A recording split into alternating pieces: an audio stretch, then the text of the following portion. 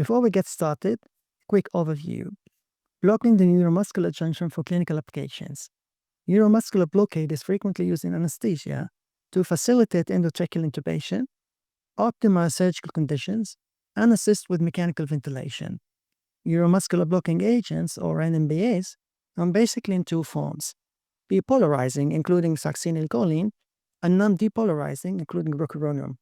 There's a second way of classification, which we will learn in the next slide.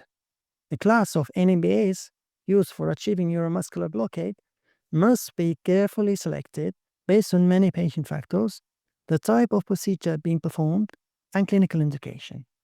Now to the classification: agonists and antagonists. Here's the nicotinic acetylcholine receptor, called nicotinic because it can be activated by the agonist nicotine. We learned how acetylcholine activates the receptor. It binds to these alpha subunits, changes the configuration of the receptor, the ion channel opens up. So, the physiological agonist is the neurotransmitter acetylcholine. Synthetic derivatives include succinylcholine. We see here the structure is basically two molecules of acetylcholine put together.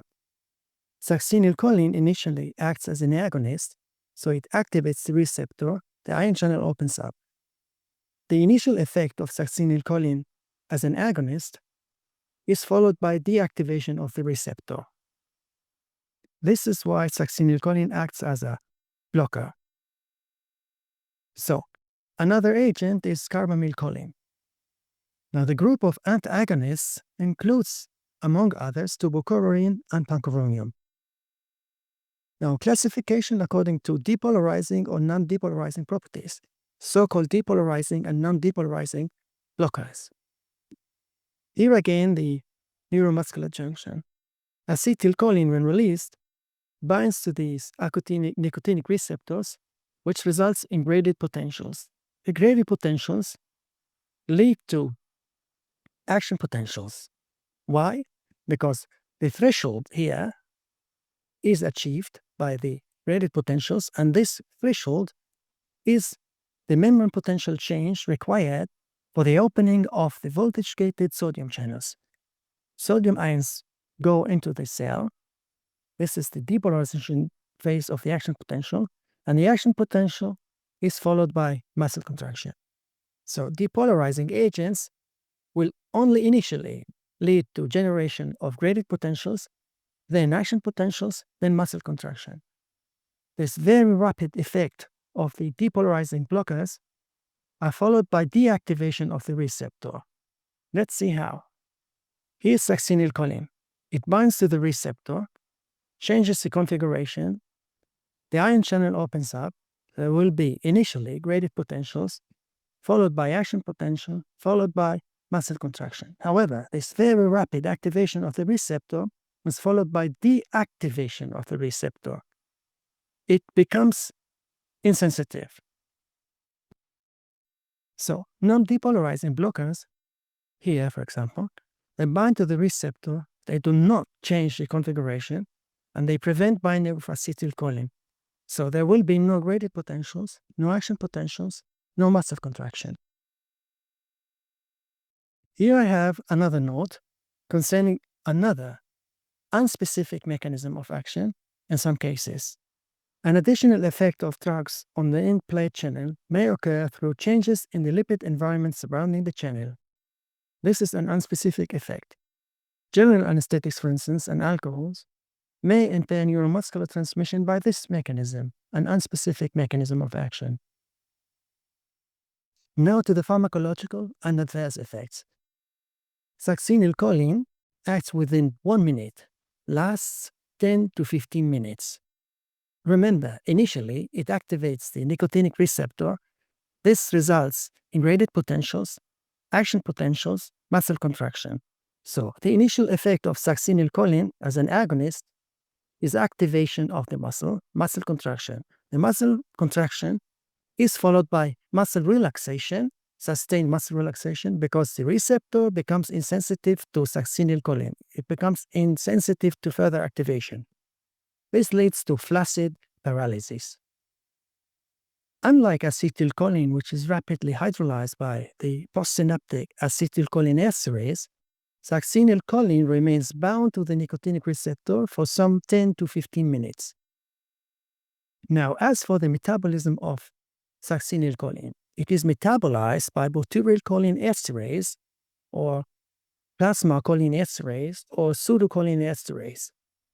This is an enzyme which is not present at the neuromuscular junction. Succinylcholine's duration of action is 10 to 15 minutes, whereas the half-life of rocuronium, remember this is the non-depolarizing blocker, okay, is anywhere from 30 to 90 minutes. It acts, rocuronium for instance, it acts within 2 to 3 minutes. So now to the pathophysiological mechanisms of action of depolarizing blockers. Succinylcholine-induced malignant hypothermia in some cases. First, what is malignant hypothermia? Malignant hypothermia is subclinical myopathy that allows large quantities of calcium to be released from the sarcoplasmic reticulum of skeletal muscle and cause a hypermetabolic state after exposure to triggering agents. Remember, the neuromuscular junction, acetylcholine is released, it binds to the nicotinic receptors, this leads to graded potentials, followed by action potential, followed by muscle contraction. For muscle contraction to take place, we need calcium release from the sarcoplasmic reticulum stores. It's this calcium that is meant here. Now, the very fast activation of the nicotinic receptor here by succinylcholine results in very fast and sustained release of calcium from the sarcoplasmic reticulum stores. This elevated level of calcium in the muscle can cause, in some cases, malignant hypothermia. Okay? There is also another mechanism of action to explain the malignant hypothermia. Succinylcholine causes rapid, uncoordinated muscle contractions with a tremendous rise in oxygen consumption and metabolic rate, resulting in severe hypothermia, which is, by the way, in some cases, accompanied by acidosis or cardiac arrhythmias. Now to succinylcholine-induced bradycardia and bradyarrhythmias in some cases. Here's the vagus nerve. It slows down the activity of the heart by binding to the SA node and the AV node. I'll discuss this in details when I deal with the cardiac physiology. So, we learned so far that succinylcholine binds to the nicotinic receptors. There's also another type of acetylcholine receptors, metabotropic type, known as muscarinic receptors here. Binding of succinylcholine to these receptors, this is an undesired effect, okay? Binding to these muscarinic receptors slows down the activity of the heart. Heart rate goes down. This is called bradycardia. The bradyarrhythmias is based on interference with the properties of the action potentials in different parts. In particular, the SA node and the AB node. This results in bradyarrhythmias.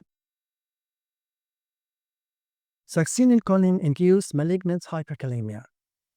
Remember, in the depolarization phase of the action potential, we have opening of voltage-gated sodium channels, so we have sodium-ion influx. This depolarization is followed by repolarization, which is based on potassium efflux. Succinylcholine first activates the nicotinic receptors. This is followed by action potentials. This very rapid activation of the receptor leads to many action potentials. Okay, so now let's see the resulting effect. Succinylcholine-induced malignant hyperkalemia. When muscle and nerve cells depolarize, sodium ions enter the cell here, followed by a release of potassium ions during repolarization here. Okay, the action of the sodium-potassium pump then moves these ions against their concentration gradient to ensure the re-equilibration of the ions in their correct concentrations, both inside and outside of the cell. However, the administration of succinylcholine with its accompanying massive depolarization of skeletal muscle may cause the elevation of serum potassium levels, usually 0.5 to 1 millimolar. Pathophysiological mechanisms of action of non-depolarizing neuromuscular junction blockers. This is based on release of histamine from mast cells. Okay? So, there are many different ways to activate the mast cells, basically non-immunogenic and immunogenic. The non-depolarizing blockers activate chemically the mast cells, which leads to release of histamine, among other factors. Now, histamine has many effects, systemic effects.